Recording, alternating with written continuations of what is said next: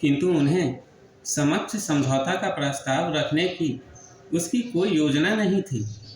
यह भी तथ्य था कि वह उनकी शक्ति का, जिसका उसे सामना करना था, अनुमान लगाने की दृष्टि से उन्हें देखना चाह रहा था। यद्यपि उसे अपनी विजय का विश्वास था, क्योंकि श्री कृष्ण उसकी बगल में विराजमान थे। संजय ने कहा, हे भरतवंशी, मतलब धृतराष्ट्र को, हे भरतवंशी, अर्जुन द्वारा इस प्रकार संबोधित किए जाने पर भगवान श्री कृष्ण ने दोनों दलों के बीच में उस उत्तम रथ को लाकर खड़ा कर दिया। तात्पर्य, इस श्लोक में अर्जुन को गुडाकेश कहा गया है। मतलब समझते हैं। गुडाकेश का अर्थ होता है नींद, और जो नींद को जीत लेता है वह गुडाकेश है। नींद का अर्थ अज्ञान ही है। इसका मतलब ये नहीं कि सोए ही नहीं रहे, 6 घंटे तो सोएंगे। अतः अर्जुन ने कृष्ण की मित्रता के कारण नींद तथा अज्ञान दोनों पर विजय प्राप्त की थी। श्री कृष्ण के भक्त के रूप में वह श्री कृष्ण को क्षण भर भी नहीं भुला पाया, क्योंकि भक्त का स्वभाव ही ऐसा होता है।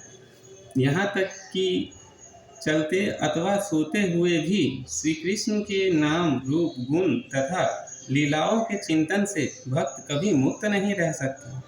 अतः श्री कृष्ण भक्त उनका निरंतर चिंतन करते हुए नींद तथा अज्ञान दोनों को जीत सकता है।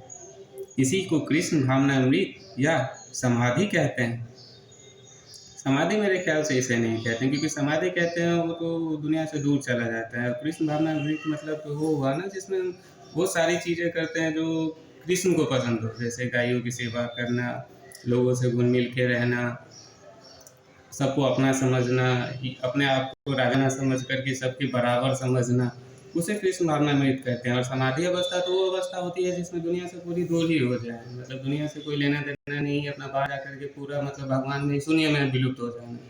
तो मुझे नहीं लगता कृष्ण भावनामृत और समाधि एक ही चीज़ होती है। प्रत्येक जीव की इंद्रियों तथा मन के निर्देशक अर्थात ऋषिकेश के रूप में श्री कृष्ण अर्जुन के मंतव्य को समझ गए कि वह क्यों सेनाओं के मध्य में रथ को खड़ा करवाना चाहते हैं। अतः उन्होंने वैसा ही किया और फिर वह इस प्रकार बोले। वीडियो ही 3 मिनट का है, आगे का श्लोक आएगा ही नहीं, तो इसलिए अगले वीडियो